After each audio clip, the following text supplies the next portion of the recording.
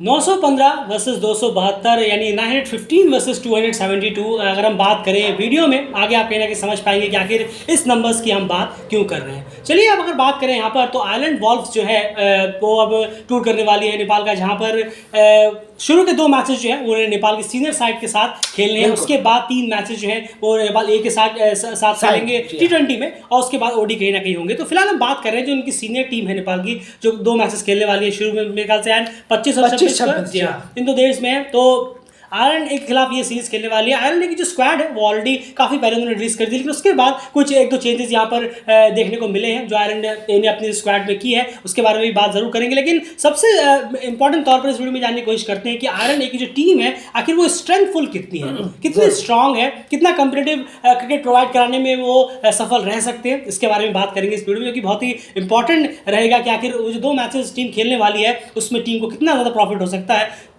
ये ध्यान में रखते हुए कि उनका आने वाले वक्त में एसीसी प्रीमियर कप है और T20 वर्ल्ड कप भी आगे लाइनअप है। तो शुरुआत करते हैं, और इसको जानने का सबसे पहले अलग अलग क्राइटेरियाज है। तो एक क्राइटेरिया से शुरुआत करते हैं यहाँ पर एंड कि दोनों ही टीम्स के पास इंटरनेशनल मैचेस का एक्सपीरियंस यहाँ पर कितना है। स्पेसिफिकली आयरलैंड एक जो टीम आ रही है उसमें इंटरनेशनल मैचेस का एक्सपीरियंस उन लड़कों के पास कितना है एज अ यूनिट टोटल और as a player by player भी। और दूसरी तरफ नेपाल की बात करें तो उनकी भी जो इंटरनेशनल मैचेस का उनका एक्सपीरियंस है वो उनकी लिस्ट जो है वो क्या कहती है। शुरुआत करते हैं पहली लिस्ट से, क्योंकि नेपाल की स्क्वाड भी कल आखिरकार कहीं ना कहीं आ रही। बिल्कुल, अगर हम नेपाल की बात करें तो यहाँ पर 915 इंटरनेशनल मैचेस का तो टोटल इन प्लेयरों का एक्सपीरियंस है जो 15 प्लेयर उतारे हैं नेपाल के 2 मैचेस के लिए आयरलैंड के वॉल्व्स के खिलाफ। रोहित पौडेल को 104 इंटरनेशनल मैचेस का एक्सपीरियंस है, आसिफ को 87 का, कुशल भुरतेल को 89, कुशल मल्ला को 69 मैचेस का एक्सपीरियंस है, विवेक यादव को 18 मैचेस का, संदीप जोरा को 29 मैचेस का, अनिल शाह को 12, गुलशन झा को 50 इंटरनेशनल मैचेस का एक्सपीरियंस है। तो इन प्लेयर्स को अपने अपने रेस्पेक्टिव इंटरनेशनल मैचेस के एक्सपीरियंस। बिल्कुल। उसके बाद अगली लिस्ट की बात करें जो और बचे हुए प्लेयर्स थे स्क्वाड में, दीपेंद्र सिंह गैरी को 113 मैचेस, ललित राजवंशी 44, करण केसी 114, सोमपाल का भी 114, प्रतीश जीसी 12, अविनाश बोरा 55 और आकाश चंद 5, जो कि बहुत ही लेटेस्ट अभी ज्वाइन हुए इंटरनेशनल क्रिकेट में। तो इन सबको अगर आप प्लस कर देंगे तो 915 इंटरनेशनल मैचेस टोटल अगर आप देखेंगे तो है जो इन सारे लड़कों के पास एक्सपीरियंस है ओवरऑल मिलाकर अगर आप मिक्स कर दें। और बाकी प्लेयर बाय प्लेयर भी हमने आपको बताने की कोशिश की। इंटरनेशनल मैचेस से हमारा मतलब है T20 आई या फिर ODI जो भी उन्होंने खेले हो इंटरनेशनल एरेना में अगर हम बात करें। वही कंपेयर टू आयरलैंड ए की जो टीम आ रही है, क्योंकि यही सबसे इंपॉर्टेंट है। आयरलैंड ए की जो टीम आ रही है उनके अगर हम देखें इंटरनेशनल मैचेस का उनकी टीम में कितने के पास एक्सपीरियंस है या फिर नहीं है, चलिए आगे यहाँ पर बात करते हैं। लेकिन जो नंबर्स है एज अ प्लेयर बाय अगर आप देखेंगे तो कहीं ना कहीं आप थोड़ा सा डिसअपॉइंटिंग जरूर, लेकिन इतनी हैरानी भी नहीं होगी इससे और इतना ज़्यादा फर्क भी नहीं पड़ना चाहिए। क्यों, आगे बात जरूर करेंगे। बिल्कुल, अगर हम बात करें नाइल रॉक की तो यहाँ पर 23 इंटरनेशनल मैचेस का एक्सपीरियंस है, रॉस अडेर को 7 मैचेस का, केड कार्मिकेल उन्हें 0 मैचेस का अभी नहीं खेले हैं, Garrett Delaney 88 international matches, Stephen Doheny 12, Matthew Foster खेले नहीं है, फियोन हैंड 11 इंटरनेशनल मैचेस का एक्सपीरियंस, गैविन होए अभी खेले नहीं हैं। बिल्कुल। उसके बाद आगे लिस्ट को बढ़ाते हैं आगे। मैथ्यू हम्फ्रेस की बात करें तो सिर्फ 4 इंटरनेशनल मैचेस उन्होंने अब तक खेले हैं। टॉम मैस और लियाम मैकार्थी इन्होंने अभी तक इंटरनेशनल क्रिकेट में शुरुआत की नहीं है।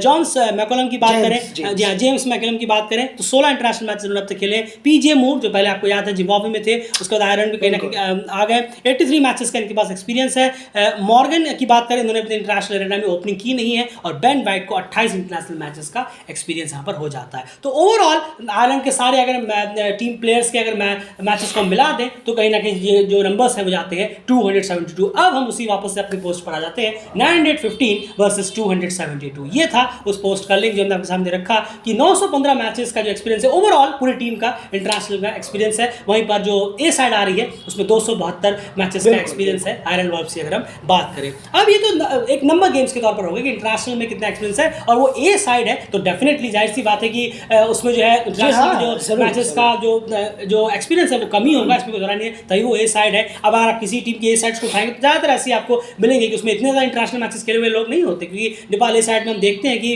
अंडर 19 के कुछ हो सकते हैं और आउट ऑफ फॉर्म प्लेयर्स होते हैं या फिर ड्रॉप आउट प्लेयर्स चलते हैं, फिर फॉर्म अपनी वापस गेन करने की कोशिश में रहते हैं, या फिर कुछ अगर नए कोई अगर प्लेयर आने वाले हों या फिर कोई इंजरी में काफ़ी वक्त से बाहर हो, उनको अगर वापसी करनी तो ए साइड के थ्रू वापसी करते हैं। तो उसमें ऐसे अगर आप नेपाल ए साइड को यहाँ पर पिक कर लेंगे, जो भी रिलीज होगी 15 या 18 की जो भी आएगी, उनका इंटरनेशनल एक्सपीरियंस बहुत ज़्यादा कम होगा क्योंकि वहाँ पर ए साइड के प्लेयर्स होंगे। तो ये होता ही है, इसमें कोई बड़ी बात नहीं। फिर भी 272 इंटरनेशनल मैच, अच्छा खासा फिर भी एक्सपीरियंस है टीम के पास, और उसमें से आधे से ज़्यादा मेरे ख्याल से गैरेट डिनाली और पीजे मूर के पास ही है जो 80+ के आसपास का है। तो ये दोनों सबसे एक्सपीरियंस प्लेयर। हाँ, एक चीज़ ज़रूर है कि जो नाइविया के दौरे में गई थी इससे पहले आयरलैंड वॉल्व्स की टीम, उसमें कर्टिस कैम्फर एक बहुत अच्छे और बड़े नाम थे, वो इस बार मिस आउट यहाँ पर ज़रूर कर रहे हैं, या इस दौरे में वो नहीं आए हैं। अब बात करते हैं थोड़ी सी और डिटेल में यहाँ पर जानने की कोशिश करते हैं। जब आयरलैंड ए जब नाइविया गया था, कि इससे पिछला दौरा उनका वही था कि बीच में आपको पता होगा कि वो कहीं ना कहीं बैंड थे, तो नाइविया जब वो गए थे तो वहाँ पर परफॉर्मेंस कैसी रही थी, खास करके T20s की हम बात करें कि यहाँ पर नेपाल को T20 मैचेस उनके साथ खेलने हैं, और वहाँ पर तो नाइविया ने खुद की मेन टीम ही नहीं उतारी थी। नाइविया ए वर्सेस आयरलैंड ए था पूरा का पूरा दौरा। ODI रखा था, 5 वनडे रखे थे और 3 T20 रखा था। ग्रांट रासमस नहीं थे उसमें, लिंजन नहीं थे, यान फ्राइलिंग नहीं थे, एक दो इंपॉर्टेंट बर्नार्ड स्कॉट्स T20 नहीं खेले थे। तो नाइविया की ए साइड के खिलाफ उनका परफॉर्मेंस कैसा था? ज़रूर देखिए, अगर हम आयरलैंड वॉल्व्स की स्कोर को देखेंगे तो पहले T20 में उन्होंने नाइविया ए के खिलाफ 91 पे ऑल आउट हो गए थे, लेकिन उसके बाद दूसरे T20 में उन्होंने 173 बनाए 4 विकेट के नुकसान पर। वहीं तीसरे T20 में 165 बनाए 5 विकेट के नुकसान पर आयरलैंड वॉल्व्स ने नाइविया ए के खिलाफ। बिल्कुल, तो एक चीज़ यहाँ पता चल रहा है कि जब शुरू में वो आए वहाँ पर तो उन्हें थोड़ी सी दिक्कत ज़रूर हुई, 91 रन की पूरी टीम ऑल आउट हो गई। उसके बाद वो अच्छा खासा ढले खुद में, और सेकंड मैच में 173 तक पहुंचे और तीसरे मैच में 165, यानी एक अच्छे खासे से वो पहुंचने में कामयाब रहे। लेकिन शुरू में जब आए तो पहले मैच में कहीं ना कहीं उनको थोड़ी सी दिक्कत जरूर हुई है। अब अगर हम देखें तो उस टाइम के जो प्लेयर्स थे आयरलैंड वॉल्व्स में, उसमें से हैं 8-9 प्लेयर्स कम से कम अभी भी इस स्क्वाड में जरूर है जो नेपाल यहाँ पर आए हैं। तो उनमें जो अभी रिसेंट स्क्वाड जो नेपाल में यहाँ पर आई हुई है, उसमें जो टॉप स्कोरर्स थे उस टूर्नामेंट में, स्टीफन डोहानी की बात करें, उन्होंने 113 रन लगाए थे 3 इनिंग्स में। वहीं पर नील रॉक जो कप्तान, उन्होंने सिर्फ 48 रन किए थे 3 इनिंग्स में नाइविया ए के खिलाफ। याद रखिएगा, ये कुछ परफॉर्मेंस रही थी आयरलैंड वॉल्व्स की नाइविया के खिलाफ, खास करके मोटे मोटे तौर पर अगर देखें। एक चीज़ और है, एंड बॉलर्स का क्या हाल रहा था? बिल्कुल, बॉलर्स थोड़े से 12 ही विकेट सिर्फ निकाल पाए नाइविया ए साइड्स के खिलाफ। ये भी देखना होगा कि ए साइड है उसके खिलाफ 12 विकेट वो निकाल पाए थे। थोड़ा स्ट्रगल ज़रूर किया आयरलैंड वॉल्व्स के बॉलर्स ने नाइविया ए के खिलाफ उस वक्त जब वो दौरा कर रहे थे। बिल्कुल, और उसी के साथ सीरीज़ जो है वो वाली 3 मैच की सीरीज़ वो नामिबिया ए जीता था आयरलैंड ए के मुकाबले 2-1 से। जी हाँ, 2-1 से नामिबिया ए उस सीरीज़ को जीतने में कामयाब रहा था। तो ये कुछ मोटे मोटे तौर पर परफॉर्मेंस थी आयरलैंड वॉल्व्स की जब वो पिछला दौरा करने गए थे नामिबिया का, जबकि वो नामिबिया की मेन टीम से नहीं बल्कि ए साइड से खेलते हुए नजर आए थे। तो अब कह सकते हैं कि एक ठीक ठाक परफॉर्मेंस यहाँ पर रही थी। T20 की हम यहाँ बात कर रहे हैं, और अब देखना पड़ेगा कि वो लड़के अब कितना ज़्यादा यहाँ पर मैच्योर होकर इस टूर्नामेंट में पार्टिसिपेट करते हैं। खास करके शुरू के 2 मैचेस में नेपाल के खिलाफ उनका परफॉर्मेंस कैसा रहता है, कितना कॉम्पिटिटिवनेस रहता है, या फिर नेपाल किस तरह से उनको टैकल करता है, ये सब चीज़ें देखने वाली बात यहाँ पर हो जाएगी। तो चलिए अब देखना होगा कि इस गेम्स में क्या कुछ निकल कर आता है। और जहाँ तक बात है नील रॉक की, तो जो कप्तान है टीम के, उनका भी एक्सपीरियंस इंटरनेशनल में इतना खासा नहीं है अभी, लेकिन कैपेबल हैं लड़के, क्योंकि जो स्टीफन डोहानी है, देखिए इंटरनेशनल मैचेस में शायद इतना एक्सपीरियंस उनको भी हुआ नहीं है, लेकिन फिर भी उनका बहुत बेहतरीन गया था वो नाइविया का जो दौरा था। नाइविया में जो वो गए थे आयरलैंड वॉल्व्स की तरफ से 113 रन उन्होंने किए थे 3 इनिंग्स में। तो ये कुछ बात है आयरलैंड वॉल्व्स के बारे में। अब यही से कहना कि आपको, हाँ, लेकिन एक चीज़ और है कि अब इंटरनेशनल मैच का एक्सपीरियंस ना हो, लेकिन फिर भी एक कंपेटिटिवनेस क्रिकेट प्रोवाइड कराने में ये पूरा दमखम रखेगी आयरलैंड वॉल्व्स की अगर हम बात करें। और अगर हम आयरलैंड को ही देख लें, आयरलैंड ही कितना स्ट्रगल करती है ऑस्ट्रेलिया के खिलाफ है, तो ऐसा कोई हैरानी की बात नहीं है कि आयरलैंड वॉल्व्स भी काफी स्ट्रगल कर रही है। बिल्कुल सही कहा आपने, आयरलैंड की मेन साइड को ही एसोसिएट हरा चुके हैं कई बार, बहुत इसमें कोई दोहराया नहीं है कि एक ये ए साइड है, ये स्ट्रगल ज़रूर कर रही है आयरलैंड की, जो वो नाइबिया ए से भी हारे हैं। लेकिन यहाँ पर भी कुछ प्लेयर ज़रूर हैं अच्छे, यहाँ पीजे मूर है, बेन वाइट, गैरेट डिलैनी है। उसके बाद हम बात करें ये खासकर डिलैनी और बेन वाइट तो अभी सीरीज़ खेल कर आए हैं, बिल्कुल रिसेंटली सीरीज़ खेल कर आए हैं अफगानिस्तान के खिलाफ। T20 आई जो हुआ वहाँ पर इन्होंने परफॉर्मेंस भी थोड़ी अच्छी की थी, इन दोनों बॉलर बॉलिंग से भी थोड़ा सा, डिलैनी ने बल्ले से भी एक आध परफॉर्मेंस की थी।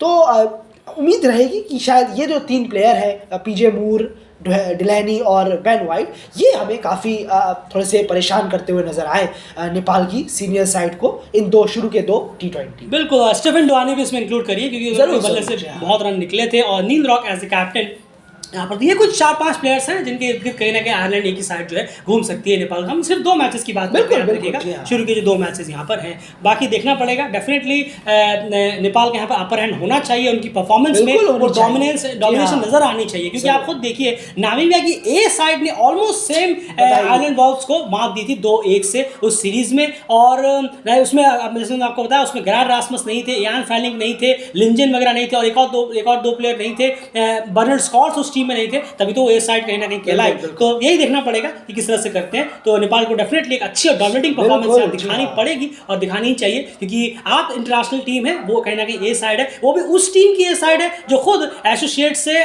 फुल मेंबर बनने के बाद दर्जनों बार हार चुकी है। तो यहाँ पर कहीं ना कहीं देखना पड़ेगा कि परफॉर्मेंस किस तरह से होती है। फिलहाल इस वीडियो में इतना ही। उम्मीद है कि आपको कहीं ना कहीं कंटेंट पसंद आया होगा, तो वीडियो को लाइक करिए और बने रहिए टेल के चैनल।